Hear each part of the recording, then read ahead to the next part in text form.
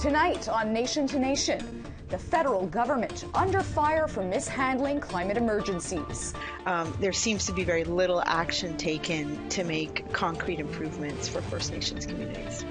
Size, looks, and hassle. A new report sounds off on status card discrimination.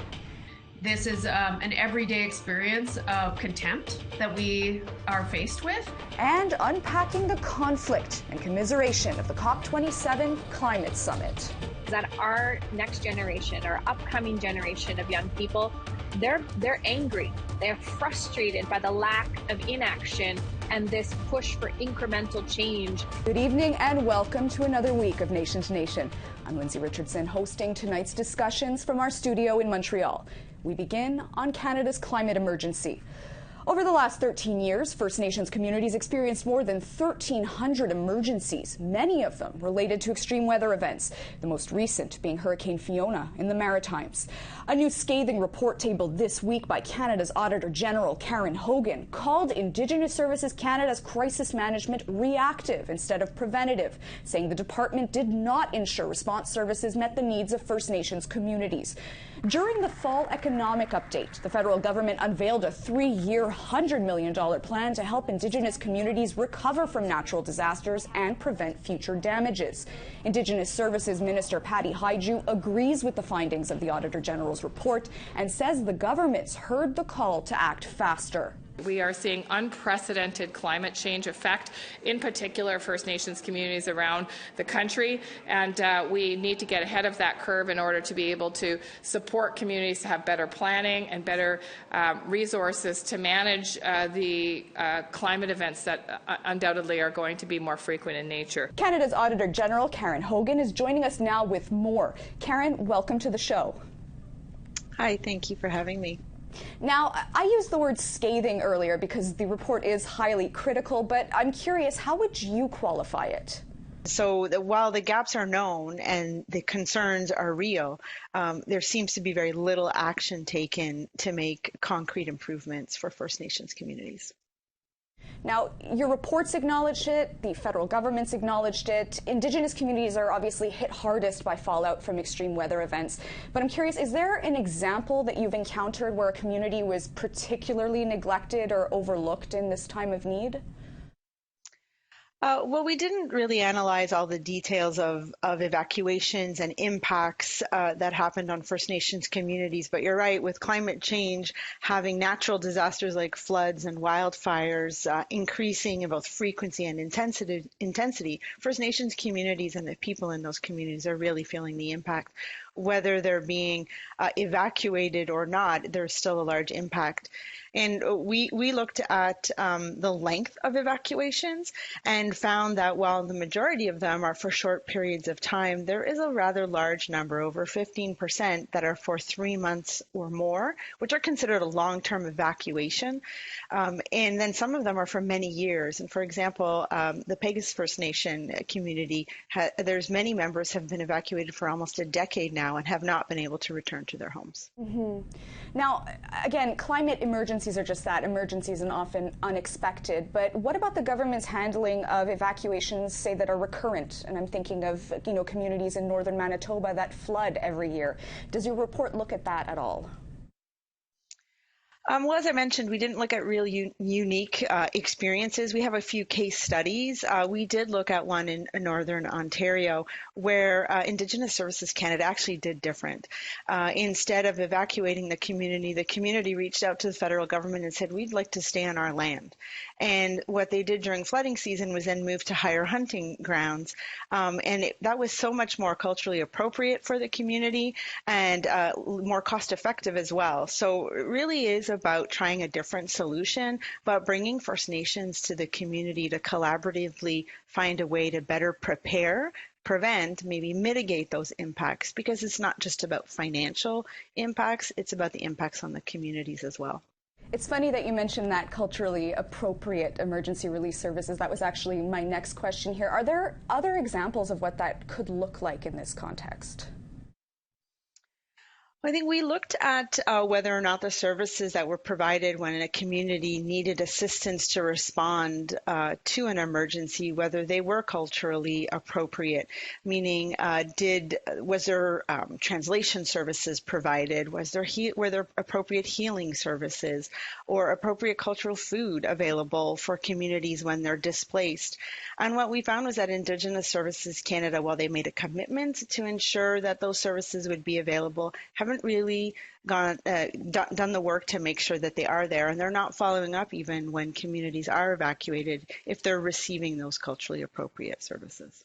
I mean, that's a considerable amount of time for such a pressing issue. Now, like I mentioned, the government did just announce a 3-year funding boost for First Nations emergency relief.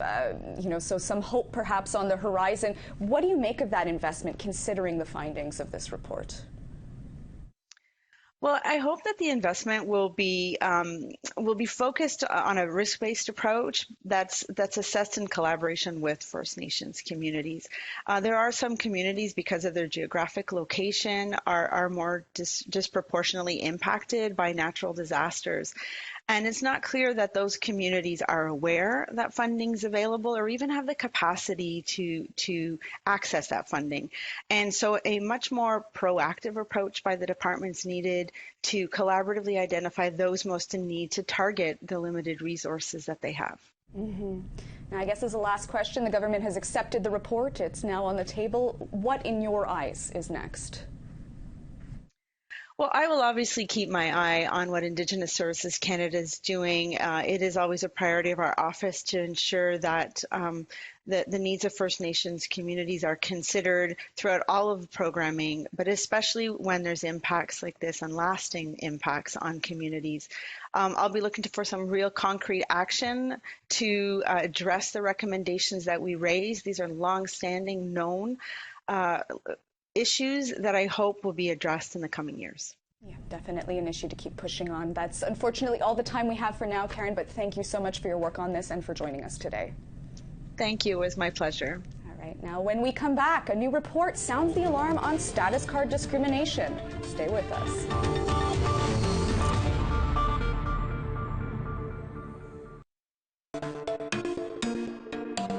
Hello and welcome back. It's been nearly 3 years since a health-sick man and his granddaughter were arrested by Vancouver police for trying to open a bank account using a status card.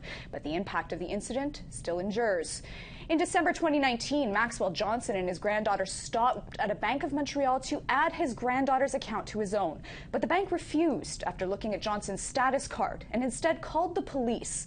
The pair were arrested and detained. They've since received a settlement and a private apology from BMO, and a human rights case is pending. This incident is the catalyst for a new report prepared for the Union of British Columbia Indian Chiefs. Its poll of over 1,000 respondents found encountering racism when using status cards is a near universal experience. Harmony Johnson is one of the co-authors of the report, and she joins us now to break it down. Harmony, thanks for taking the time to discuss this today. Thanks for having me. So I guess as a first question, we know now, thanks to this report, that status card discrimination is an issue affecting First Nations across the country. But I'm curious, what was your personal reaction when this whole situation with Maxwell Johnson and his granddaughter was playing out in real time? Yeah, I mean, this is an issue that I study and that I work on in various contexts. And so there was an element of this where I was again dismayed by the normalization of indignity against Indigenous peoples, right? That it's seemingly okay to have an Indigenous grandfather and a 12-year-old girl handcuffed on the street crying for an hour. I mean, that's just indignity. And we tend to normalize this in society. So I was kind of interested in it from that standpoint and dismayed by it, and also, kind of unsurprised, and was really honored that the Union of BC Indian Chiefs asked me if I would take on kind of a more comprehensive examination as to how common is this experience. Yeah. Now, obviously, many moving pieces to this story. We know that BMO has issued an apology, but the police officers involved actually have not. I want to know, what are your impressions of the handling of this incident in the 3 years since it happened? Yeah, I mean, I really want to take care not to speak on behalf of Max and his granddaughter, but I was in Helsinki when we were waiting for the apology from those two officers. And although the head of the Vancouver Police Department was there and the board was there and seemingly genuine in their commitment, I mean, at some point, this is about individual human beings treating each other with dignity and respect. And when you do harm to someone, you apologize. And this is how humanity exists in good relations with each other. And so it was disappointing to me that those two individuals didn't show up. I think it shows that people are still feel scared of us somehow, or there's some kind of strange beliefs about us as Indigenous people, when really what I was witnessing was kindness and generosity on behalf of the Helsinki people and inviting the VPD into their community. And of all of the time I've spent with Chief Slett and her leadership and Maxwell and his family, this is something that has impacted them deeply, and yet they're prepared to make systems change and to collaborate with people in a positive way towards solutions. Yeah. Now, this report definitely puts the spotlight on things that do need to change, and the title of the report is "They Sigh or Give You the Look." So I'm curious, it pulls you in right away. How, to you, does this title encapsulate the experience of First Nations people using their status card? Great question. We really selected the title of this report carefully because it is emblematic of what we heard from so many people. And we did a literature review. We did a survey that over 1,000 people responded to. We did secret shopper field work, doing over 100 test transactions. We did an extensive review of media analysis from the 1980s to the present. We wanted to look at this in multiple different ways. And what we saw is that, the horrible treatment that Maxwell went through is really on the extreme end. It's terrible and it's unacceptable, and it's a type of thing that makes people react, and that brings attention to this issue. The reality is that it's the everyday discrimination that's much more common that we experience. And so they sigh or give you the look just seemed to me like what we were hearing over and over again from all of those lines of evidence, which is when I pull out my card, I experience people disengaging. I am made to feel like I'm a hassle to the people around me. I'm made to feel like I'm forcing the clerk to go through extra labor on my behalf. There's huffing and puffing around me. So it's this kind of constant microaggression that people are experiencing just going about their day-to-day life, and that accumulates and causes racial stress and weathering and stress and distress. And we know as Indigenous people or people who hold status cards, we tell each other these stories. So we know this is true, but through this study, hopefully we've kind of conclusively proven in multiple ways that this is an everyday experience of contempt that we are faced with due to a system not of our own making, and that has negative impacts on our health and well-being. Mm-hmm. Now, obviously, the results of that poll, thousands of responses, quite overwhelming. Without delving too much into the technical specs of assembling the research, which you just touched on, I'm curious, how did the team determine what questions to put to the public to initiate this research project? Mm-hmm. Well, we have a team that's done quite a lot of work in racism surveying in the past. So we were able to draw on previous surveys that we have developed successfully and tested those questions already amongst Indigenous people. So we had that to draw from. We also used the literature review and the media analysis to identify really common themes of people's experience and to use that to design the questions. And then third, we wanted to keep it simple for our people and give them a chance to kind of get through what is a difficult experience, being forced to answer questions about harm that's been done to you in a quick way. So it was an 8-question survey with 1 open field response. Yeah. And I mean, obviously in the capacity of this report, you're working as a researcher, but as an Indigenous woman, do you have any personal stories of your own when you either got the look or encountered resistance when trying to use your status card? Yeah, I mean, we all do. And this is, for me, what's been so overwhelming about this experience is I was going in just knowing I've run studies before, and so I understand, what it looks like when I get the data back and I have to sit through and think about that data. But when I was going about talking to people just in my everyday life, my friends, my family, my community members, everybody was like, oh yeah, like this is what happens to me at that store, or this is what happened to me that time, or I never use my status card. And like even just recently, I've been using mine every single time now, and everywhere I go for ID since the study started, because I think for me, I was like, I have a responsibility now to try to normalize some of this as someone who studied it. So, I've pulled it out in the airport and had people like look at it and question and kind of have a strange look on their face. And again, this comes from a place of just ignorance. Like it's not necessarily all harmful. It's coming from a place of, I don't know what this is. And then that labor falls on me or us as First Nations people, status people, to explain, oh, this is a status card. This is what it does. This is a legal form of identification. And that really shouldn't be a burden that we're having to carry around. These are not our cards. We didn't make them. We didn't make up this system. And we call on our partners and the federal government and others to do more to educate the public about these cards. A really compelling and thorough look at a really unfortunate phenomena here in Canada. Harmony, that's all the time we have for now, but thank you so much again for joining us for this debrief. Thank you. Time for another quick break, but when we come back, the climate priorities set at COP27. Stay with us. Welcome back. As we speak, somewhere in Sharm el-Sheikh, Egypt, the United Nations COP27 summit is drawing to a close. This year's edition stirring up more controversy than in years prior.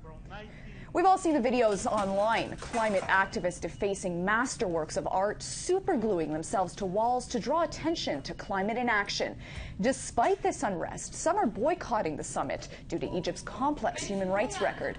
Activist Greta Thunberg, for one, called it opportunity for greenwashing, lying, and cheating. But the controversy didn't stop the only Indigenous-led climate justice organization in Canada from sending representatives. Ariel Deranger, member of the Indigenous Climate Action Delegation, joins us from Egypt now. It's good to see you, Ariel. I know it must be a little bit later in the day there than it is here. Yeah, it's a little bit later. It's kind of the end of the day, but thank you for having me. Wonderful. So I guess as a first question, this summit has sort of garnered quite a bit of controversy, and we know that Egypt doesn't have a great record for upholding human rights, especially women. So I wonder your thoughts on whether COP27 should have been held in Egypt to begin with. I think it's a complicated question. The reality is that the COP negotiations have been held in very strong colonial white states for decades. And it was a political message to have this COP in Africa and in the global south. And I think it's an important message. Egypt, on the other hand, I think it's a bit complicated as far as their human rights record goes, and just the oppression of civil society and the dissent. It just doesn't really make for an inviting space. But I do think it's important that we hold COPs in developing nations and in countries like this for us to really grasp the full understanding of what it means to be working in states like this, where people have to live lives like this every single day. Mm-hmm. Now, you've attended a number of these conferences in your time, and other than what you've just mentioned, I'm curious, what about this year's summit is different from previous ones that you've attended? Well, I think that what we've seen since the very first COPs is that there has been a constant increase of the presence of oil and gas lobbyists. This COP, very similar to COP26 in Glasgow, the largest delegation is the oil and gas lobbyists. And this year they increased their presence by 25%. Not only is their presence palpable in the hallways, we see how they're really trying to drive forward a narrative strategy and a battle against human rights and Indigenous rights and land defense. We are seeing them driving forward false solutions that further allow them to continue business as usual without substantively doing anything to reduce emissions or the injustices that communities have felt from the climate crisis. I think this is very different. But at the same time, I also see an increase in the mobilization of civil society, despite the fact that protest is outlawed here in Egypt. So I do know there is a prominent delegation of Indigenous representatives at COP this year. So in your interactions with them, like, how do Indigenous climate priorities from Canada compare to those from other Indigenous nations across the globe? I think that's a really interesting question, and I think the reality is that it's so vast and so different, and it really depends on who's in power in the state at the time. We've seen massive changes every year to which state is advancing and prioritizing Indigenous people's rights and language, and it changes all the time. Canada has been a huge proponent in supporting the advancement of Indigenous rights language, but what is really lacking in these spaces is the political will to create processes and mechanisms that protect and uplift our rights. So not just saying a lot of flowery language like we recognize your knowledge, we see you as vital partners, but what are those processes and mechanisms that implement it and make it real?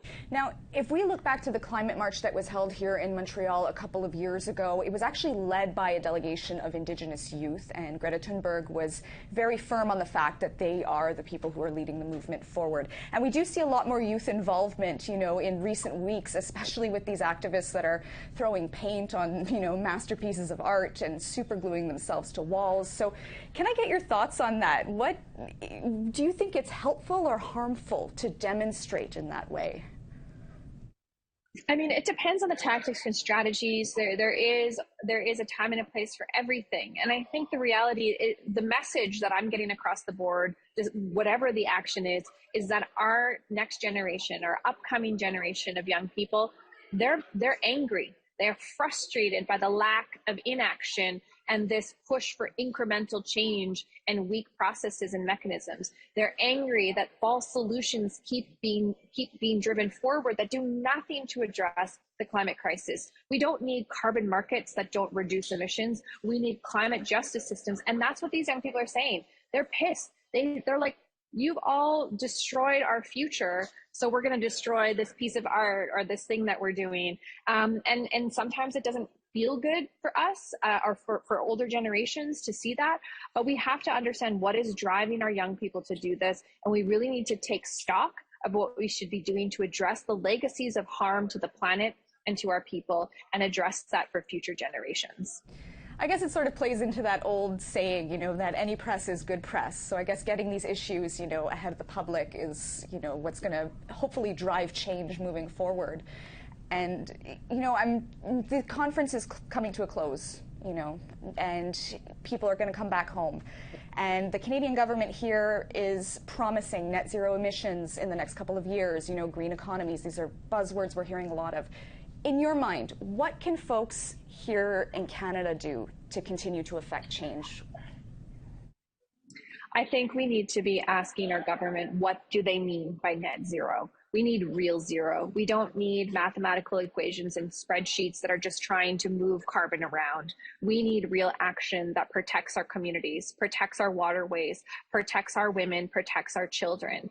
And we need to demand that justice. Definitely a comprehensive list of priorities to work with moving forward. Ariel, that's all the time we have for today, but thank you so much for joining us, and safe travels back home. Thank you so much for having me.